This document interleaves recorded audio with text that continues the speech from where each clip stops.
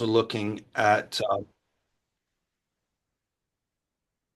we're also 1 minute. looking at okay.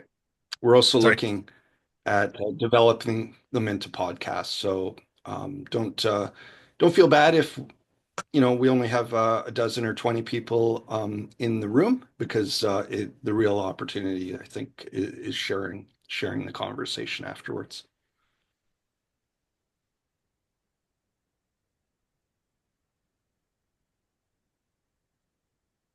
30 seconds. And just a quick reminder, please, if you can, check the Q&A module for questions that you could answer via typing out. And with that, yeah, 10 seconds to go. I'm going to let the room in very shortly. Best of luck. Break a leg, everyone.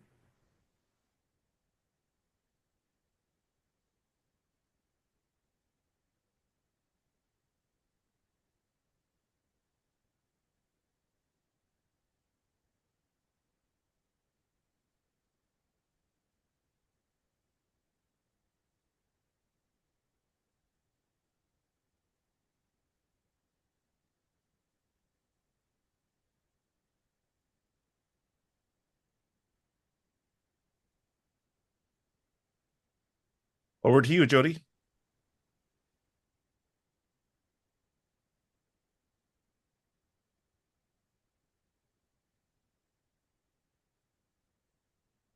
Hear you. Sorry. I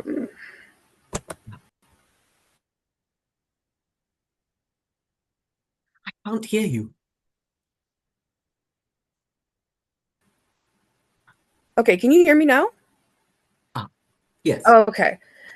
So I just wanted to welcome everybody and just give a couple minutes to make sure all our panelists make sure all our attendees are here, and then we will begin.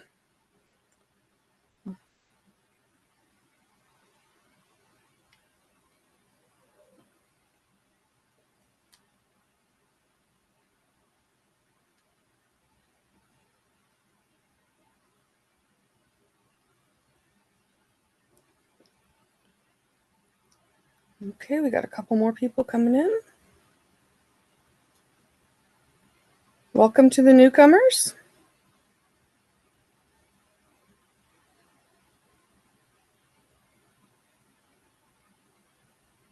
All right, I think we've got 11 people here now, so we will begin. Welcome to our lunch hour webinar for childcare access and workers. We appreciate everybody coming today, and we will start off our webinar by saying the land acknowledgement. The City of Hamilton is situated upon the traditional territories of the Erie, Neutral, Huron-Wendat, Haudenosaunee, and Mississaugas. This land is covered by the Dish with One Spoon Wombat Belt Covenant, which was an agreement between the Haudenosaunee and the Ashenbeck to share and care the resources around the Great Lakes. We further acknowledge that this land is covered by the Between the Lakes Purchase of 1792 between the Crown and the Mississaugas of the Credit First Nation. Today, the City of Hamilton is home to many Indigenous people from across Turtle Island, and we recognize that we must do more to learn about the rich history of this land so that we can better understand our roles as residents, neighbors, partners, and caretakers. So I'm going to get started and we'll get underway. I'm going to introduce our first speaker, Judith Bishop. Judith has been a great advocate for children and families and a long-standing trustee for the Hamilton School Board. Welcome, Judith. Thank you. Thank you, and thank you for inviting me to talk about this really important subject. So this is a presentation that's been made on behalf of the Hamilton Childcare Advocates, who are myself, Don Jaffrey, David Savage, Shirley Bainbridge, and Catherine Sahai. And we support the Canada $10 a day childcare program and endorse its goals for affordable, accessible, inclusive, and quality childcare with a focus on non-profit and public childcare. And if we could have the slides, please.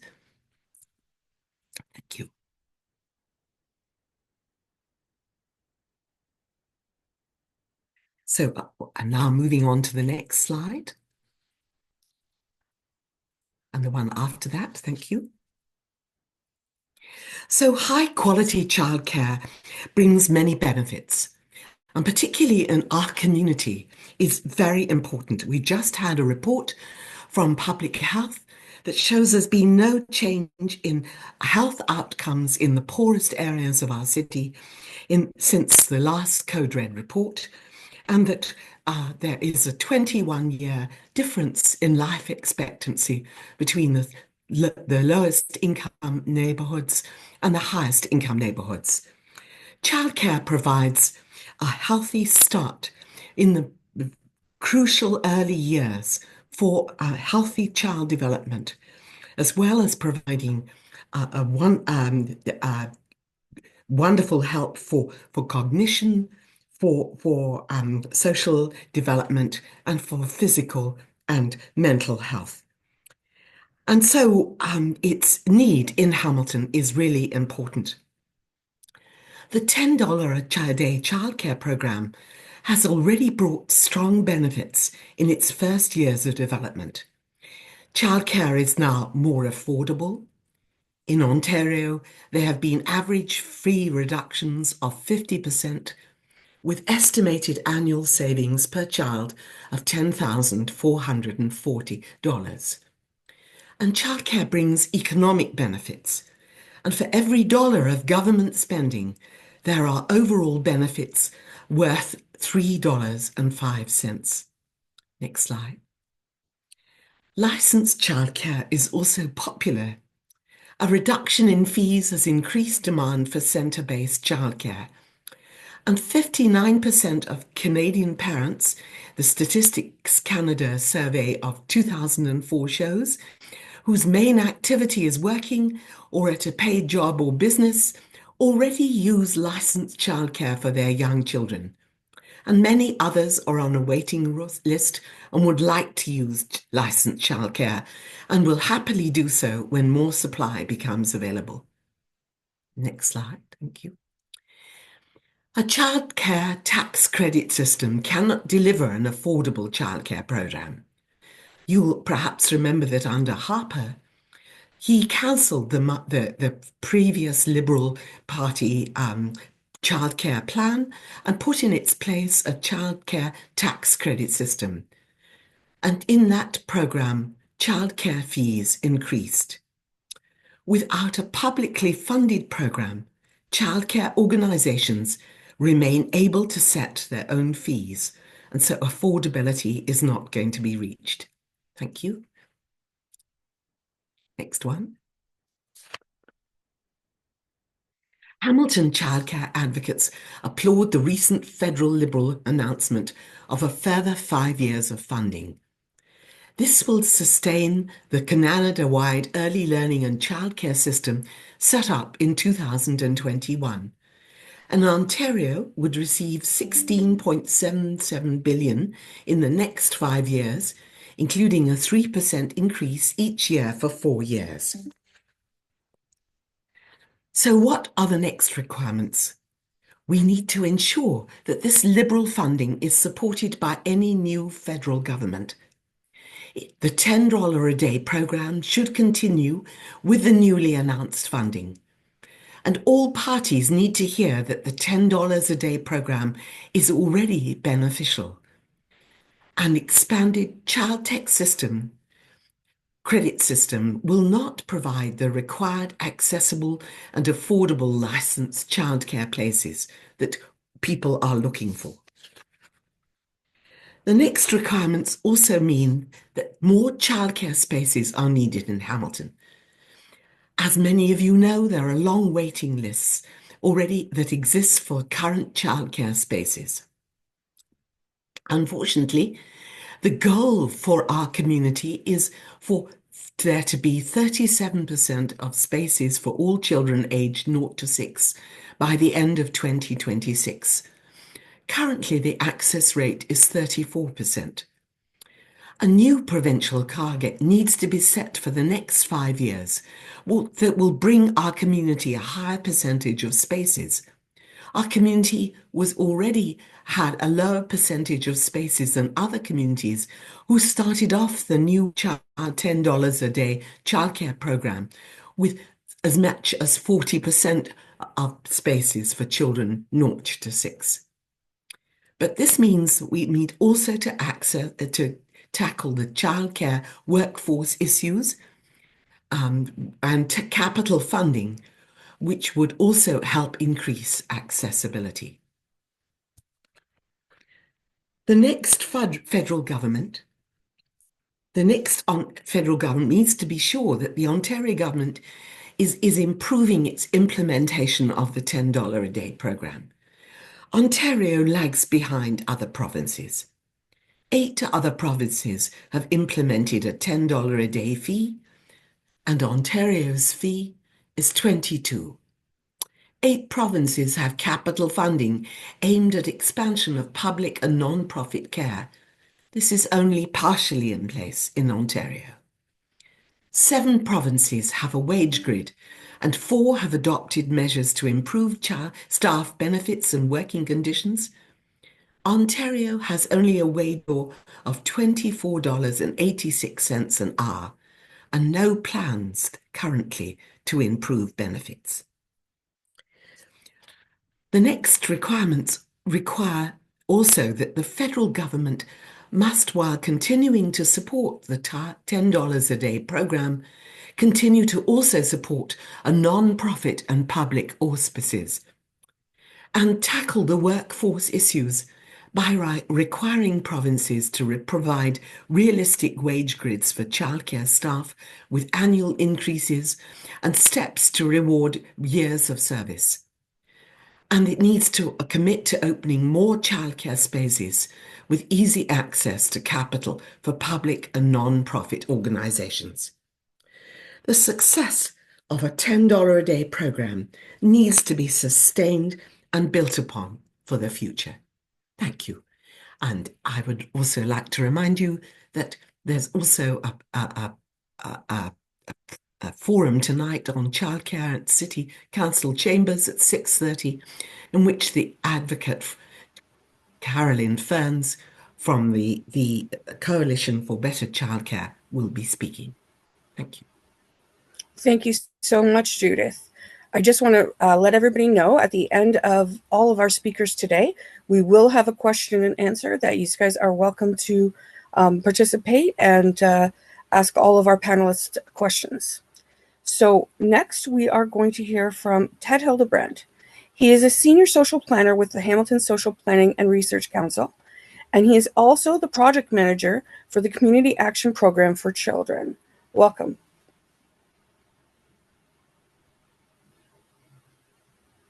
Okay, thank you. Thank you. And thank you, Judith, for that presentation. And so I'm just going to speak a little bit, in response to what Judith presented, but also from the experience working in East Hamilton. So the Hamilton Community Action Program for Children works in East Hamilton, assisting families with young children age 0 to 6, addressing barriers that impact their ability to reach optimal health through working with community coalitions. So we work with 8 different organizations to deliver programs that increase adult and child health, develop problem-solving skills and social networks, and help them to engage in community. And I think one of the several of our partners are those that deliver the childcare in our community spaces, and one of those being, of course, licensed childcare, but also licensed home-based childcare, which we've seen rise in popularity, but also there's a challenge because just recently in a meeting with the organization Today's Family, heard again the continued challenges of there's a lot of interest, but the number of spaces that are available to come online are not there. And so I think that's really critical for this this childcare program, this $10 a day program to be successful in our community. I think we need to see how we can expand those opportunities for spaces in the community. I also would like to mention the the challenge of compensation that Judith raised. And currently within Hamilton, part of the work that I do along with Tom is around the living wage in our community, and currently it's at $21.30. And while that the floor at which the provinces currently has for childcare workers is higher than that, we know the pressures that families have to have a good engagement in our community. And what we've seen, I think we could actually say as part of this program where we've seen a more affordable childcare coming into our community. We've seen where between even 2023 and 2024 in calculating our living wage, we saw a drop as in terms of the percentage of the expenses that a family of four would have on childcare drop from 12.2% to 11.7%. So we're seeing those positive benefits of affordable childcare. And we see in many families in East Hamilton, many new immigrants looking to engage in our economy. And when they have those opportunities that, the childcare there to actually engage in our economy, it benefits the whole family and it benefits the whole community. And I think that's really critical as we know that we are going to be entering an federal election phase fairly soon. How do we keep the pressure on to make sure that this program continues at its current pace and the investment continues, as well as encouraging our provincial government to fully engage and participate in a way that our community benefits. Thank you. Thank you so much, Ted. Next, we're going to hear from Catherine Sahai. She is here to share her experience as a parent and a community childcare advocate. Welcome, Catherine. We're so happy to have you here. Thank you, Jody. Thanks for having me all. Great points, Ted and Judith. I'm just going to kind of follow up with that from a parent perspective. So I just like to talk about access and affordability, which is going to cover some wait list and limited space issues, the fact that not all providers are part of the $10 a day and participating. I'm going to speak about quality and sustainability. So that's going to cover what that means for staff shortages and retention and how that impacts children, and just the overall impact on quality of childcare. So as a parent, my biggest concern, I have 2 children in childcare and currently expecting a third. And I think for me, my biggest concern for my family is just really long wait lists. Fortunately for myself, I had just kind of enrolled my youngest on the cusp of when $10 a day was rolling out. And even with that, I still had to wait about a year to get a spot. Luckily, my husband took a year off, and then just about a year and a bit over that time off, we were able to enroll our youngest in childcare. Now that was 2 years ago. Now here we are, kind of deep into the $10 a day Childcare Act, and what does it look like? So, as an expecting mom of a third, that wait list still seems to be pretty lengthy. I've already had to register, believe it or not. And I've been told that wait list could be up to 2 years. That's a little bit daunting because some parents are maxing out on their 18-month mat leave. And that's a little bit scary for, working moms like myself, people in the workforce, because you're sort of challenged with the idea of, well, do I choose my career or do I choose, being a parent? And, I mean, of course, we need to work to sustain life, especially in this economy. But of course, being a parent is something I feel like, it's not negotiable for a lot of people. I mean, you got to be there for your kids. And if there's no one to look after them, sometimes, unfortunately, you're finding people giving up their careers because of that. And I think that's a really challenging way to look at life. Um, Also, I think when we're looking at $10 a day, we need to really look at the childcare benefits and wages, and that needs to be reviewed because what's happening, I think, at the ground level is it's really affecting staffing.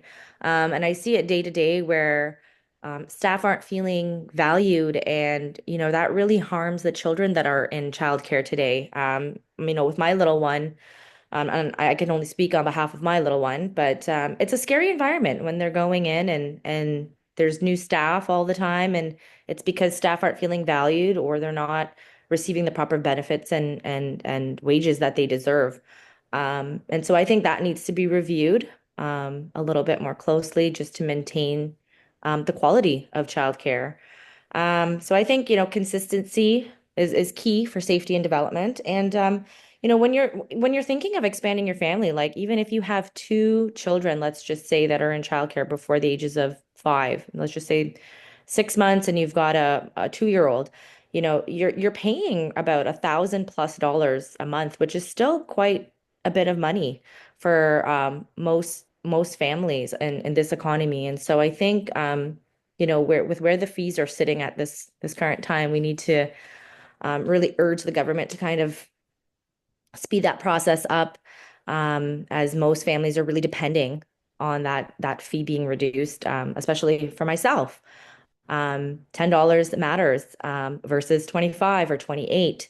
And so I think it's really crucial that the government is really having a look at some of these major issues, because we really rely on these supports um, for families. And I think that's kind of where I stand personally for my outlook on it. But it has been a huge help. So I'm very much in support of the $10 a day act. I think it's beneficial, and I think it's crucial for all families. So thank you.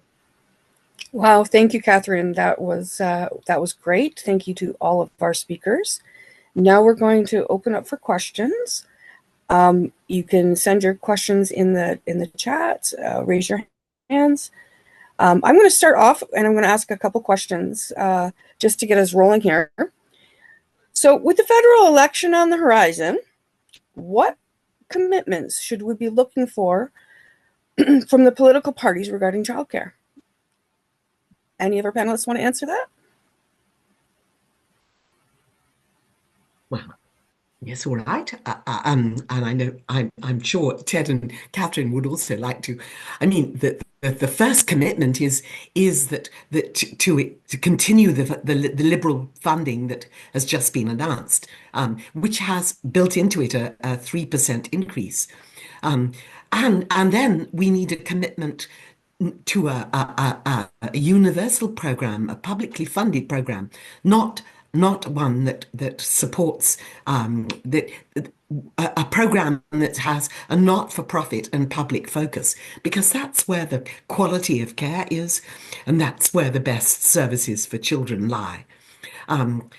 I think also that we need any new federal government to work hard on the workforce issues, because if they're not addressed, you can open up more programs, but you won't be able to get the staff to fill those places.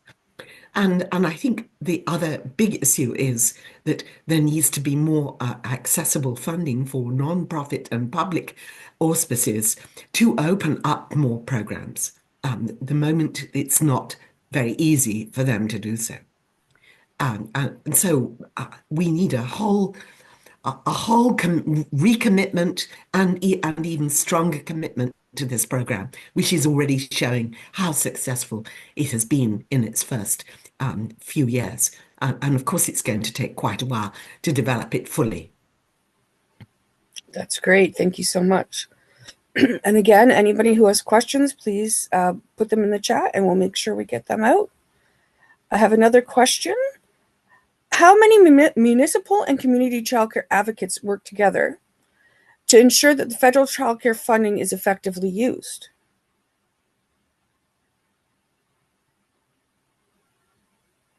Any of our panelists want to take a shot at that?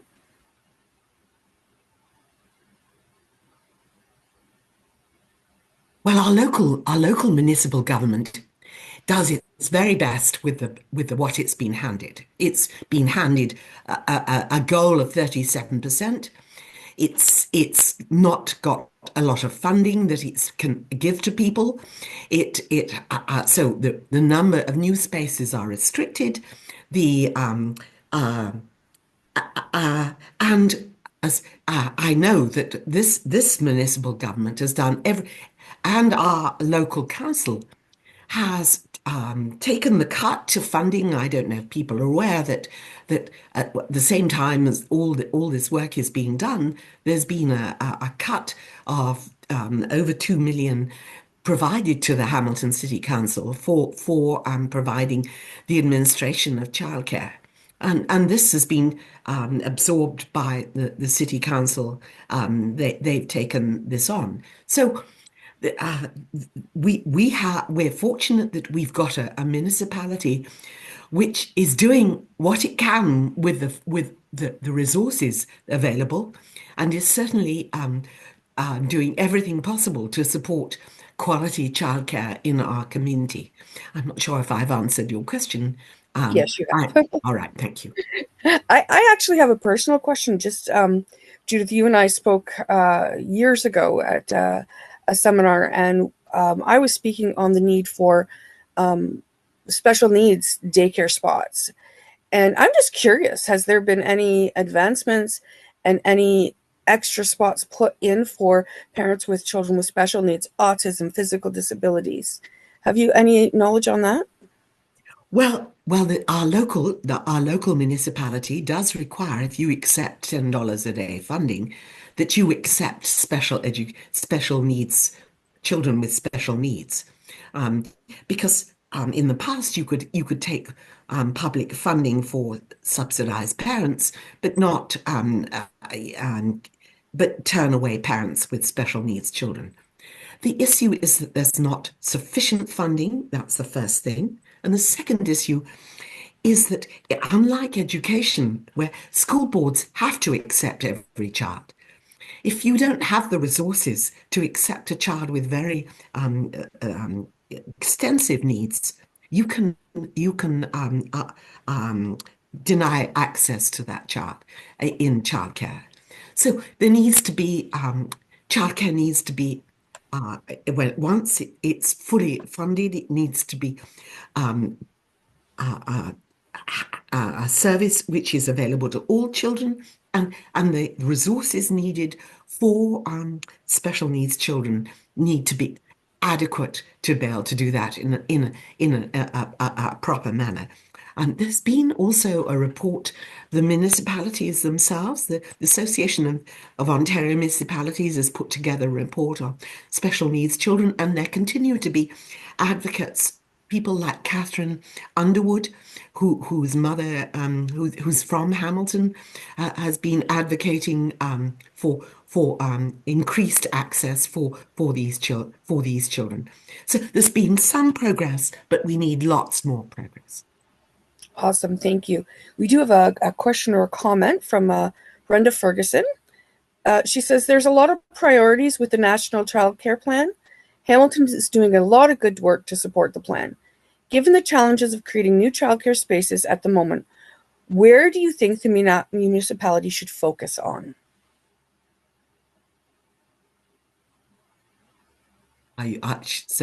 I'll begin.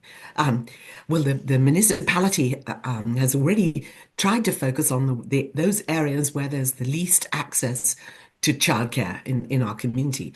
And perhaps people aren't aware that access to childcare is not equal across the whole of Hamilton, that there is more childcare spaces available in, say, Ancaster and in the southwest than there are in rural areas and in the east and some parts of the mountain. So the childcare plan that the municipality has put together has prioritized areas where there's least access, and this I think is really important because parents who don't have a car can't drive everywhere. They can't they can't drive, to Ancaster to deliver their child because there's a space there and there's not one locally. There needs to be available. It needs to be in the locality, and we need to be sure that those with the poorest incomes have equal access to childcare, because not only is childcare for children who come from low-income families immensely beneficial. All the research shows that. But unfortunately, also research shows that people with the lowest incomes often are forced into choosing the least quality of care because that's what's nearest and available for them. So I think that sort of leads into my next question. How can we ensure that childcare policies reflect the needs of the diverse families, including Indigenous newcomers, rationalized communities? So I think you sort of kind of have answered that one in that. So I'm going to go on to the next one. What advice do you have for parents who are struggling to find affordable, high quality childcare? Well, maybe Catherine would like to answer this. Sorry, Jody, could you re-ask that? What advice would you have for someone? Looking to find high quality childcare for their child. Well, I would say, I mean, at this point, it is unfortunate that you would have to travel and have to kind of go beyond these lengths to get where a spot wherever. But my biggest advice would be to register on as many wait lists as possible, um, nearby, if that's possible. Try to access community centers, try to access private. There are good home daycares as well. And you know, there are a lot of people having to lean on family members if that's possible. A lot of grandparents are sort of stepping in at this time where there isn't a lot of quality childcare accessible. But my biggest advice would be, as a former EC, as a childcare advocate, would be to, yeah, just really try to get on as many lists as possible near within your home, and um try to do the research in terms of what that philosophy might be, and whatever philosophy meshes well with that family. I would say that would probably be the one to go with if you have an opportunity, or you get chosen, or there is a spot available.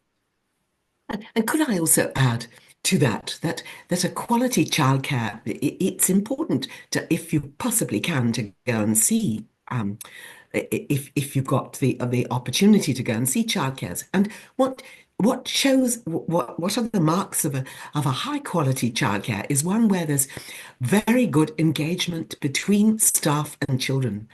That if you see a staff member drinking coffee while the children are playing, you know this is not where there's engaged staff. Your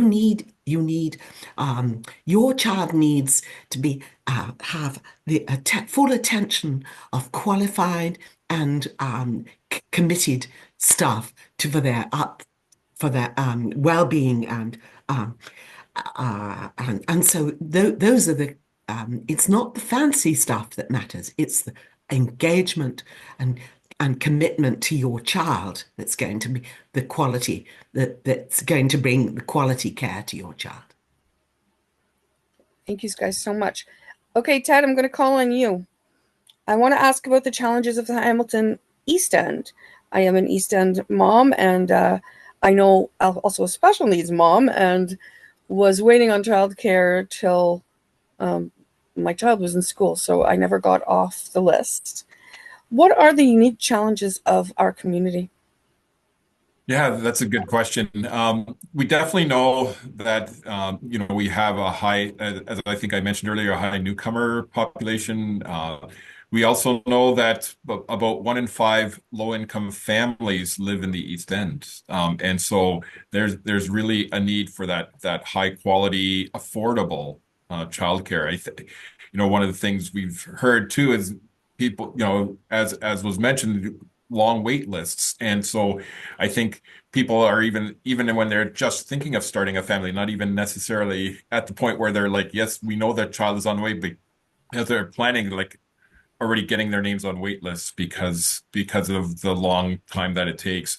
And so I think, yeah, and transportation, I think, is also a critical piece, like making sure, we need to strengthen our transportation links, because as we've heard today already, the challenges sometimes of accessing those childcare spaces locally, and if the transportation is a barrier, that's difficult.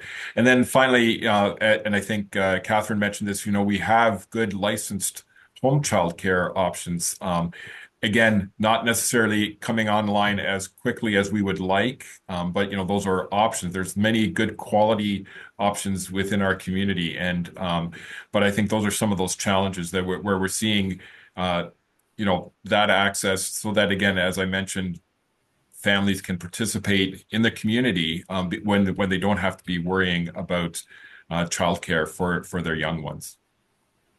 I have another question. Do you think that the rollout of the young enrollment in school has made a little bit of a difference with the wait lists for childcare and the all-day kindergarten?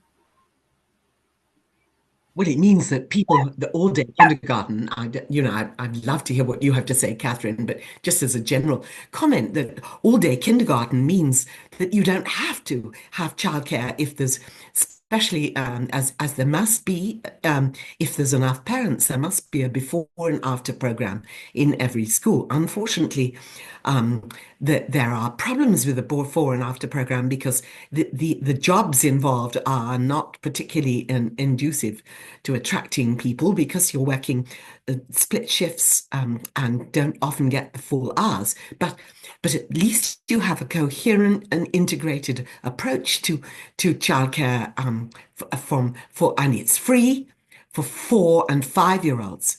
And I think that's been immensely important.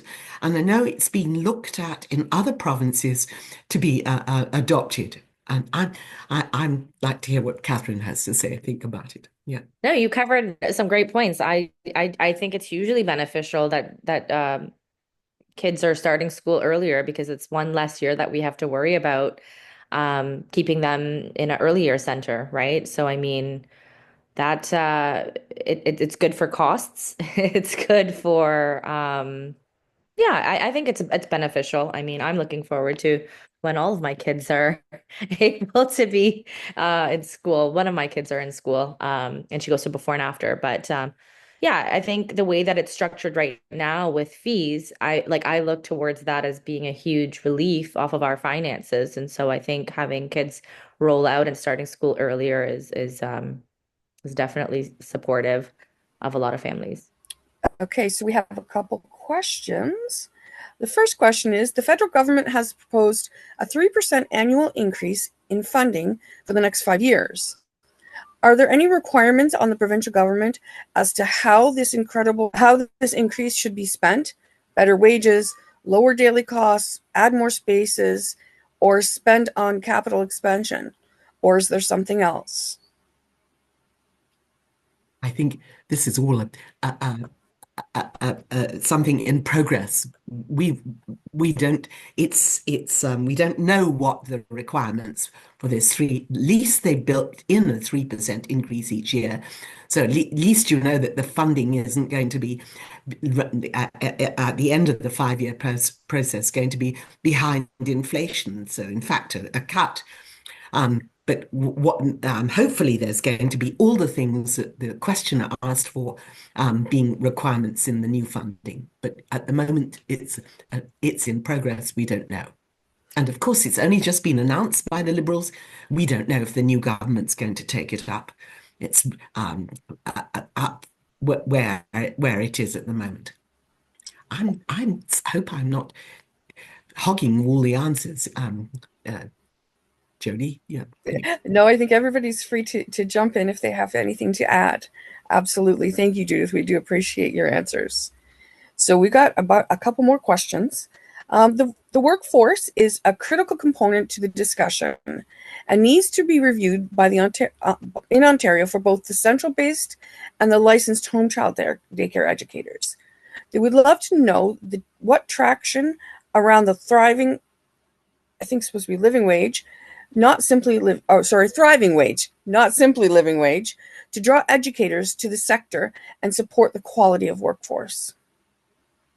I think that's an excellent point, and absolutely, I think in our discussions, as someone that works on living wage and promoting that in our community, it's not about, again, it's a wage that's calculated by the Ontario Living Wage Network at a point um, where individuals and families can start to engage in community. But by no means is it, the be all end all, or I don't think any of us would see that as, you know, the lofty goal that we attain. Of course, we would like to see that increase, and definitely we know that, especially within the childcare sector and ECEs, are some of the lowest paid workers in our communities, and yet we're giving them this great responsibility, and I think that's really critical that we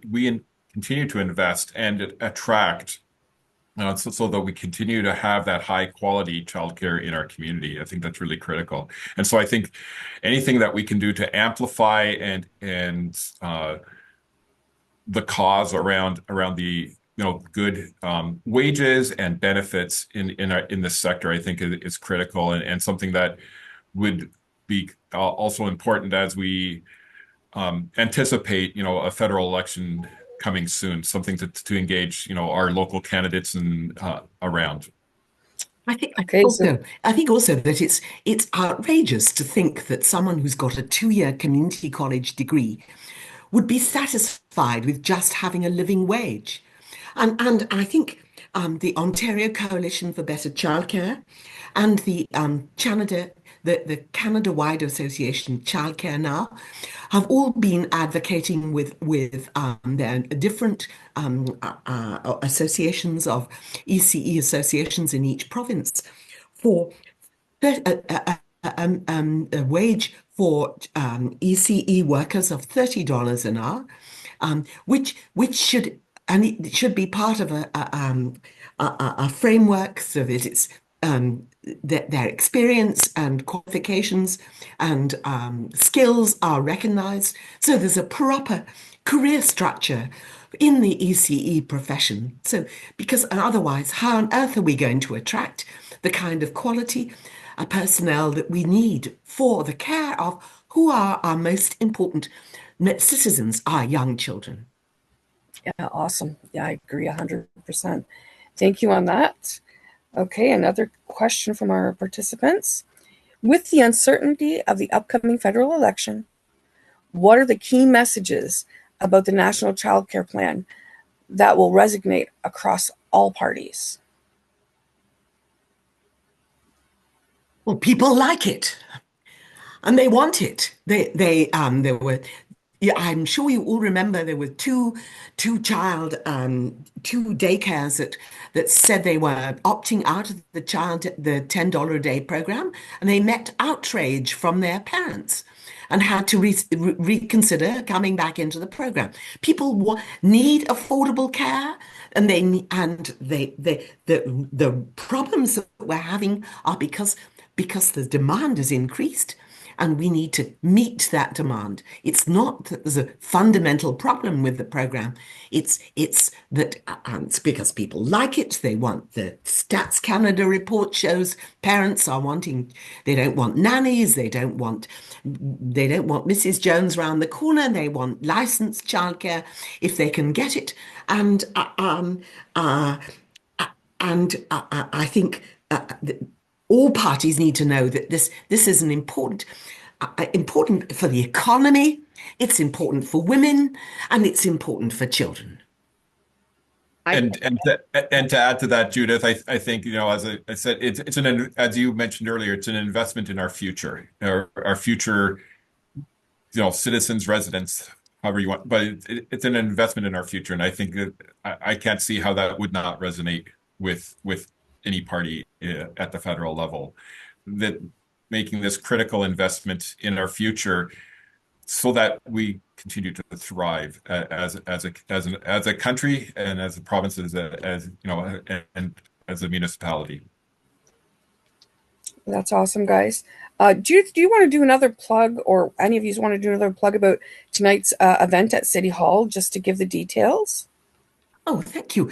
We have Carolyn Ferns, who many of you will know of because she's been very active. She's the coordinator for the Ontario Coalition for Better Childcare, and has been advocating for a universal, publicly funded, quality, accessible, and affordable childcare for many years.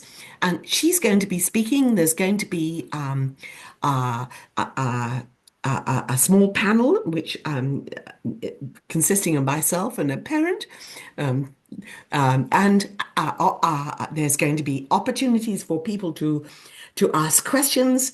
And we also have support from the mayor's office. She's sending a designate to bring greetings. And we have, I believe Tom is going to say a few words, and as well as uh, Medora Apple from the YWCA. I think this will be hopefully a lively event where parents can have an opportunity to understand more what the situation is, particularly in Hamilton. That's awesome. And what time is that? That's at City Hall 6:30 tonight? in City Council chambers. Everyone knows where that is, so hopefully you can find it easily. And it finishes at 8 o'clock. It's not a long-winded affair.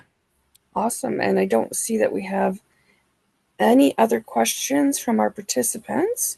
So I think I will call on Tom now to talk about our next month's webinar. Tom, are you available? Hey, Jody. Thanks very much, everybody. And Catherine, Ted, Judith, terrific conversation and terrific moderation, Jody. I also have to point out our technical guru in the background, Craig Pickthorn, who also happens to be from the Ontario Living Wage Network, but maybe we'll be having a conversation about changing that name to the Ontario Thriving Wage I love Network. that. This was a really important and timely discussion, and I think Brenda's question at the end really encapsulated what we're about to face too. Is very likely later this week a federal election is going to be called, and so our next webinar in April is actually going to focus on the federal election and looking at how to secure Canada in these chaotic times, and particularly looking at many of the critical social programs we count on, what needs to be enhanced, and what we think political parties need to be talking about, given this new reality of uncertainty and potential job loss too. And how are we going to respond to that as a country in the months and years to come? So stay tuned for that next webinar that we'll be hosting in April. I think it's April 15th at noon, and we'll certainly be sending out information in the next couple of weeks with who our guest speakers will be. But it should be a really interesting and timely discussion as well. So thanks everybody for participating, and I'll turn it back to you, Jody. With Tom, the discussions are so amazing. I want to really thank our panelists today because these are really, really important discussions. And as Judith said, the children, they're our future, and we should be focusing on the best care that we can get for them to start their development. So thank you very much for taking the time to join us today. Thank you for the amazing questions from our participants, and we look forward for you to joining us in the next webinar. Thank you very much, everybody.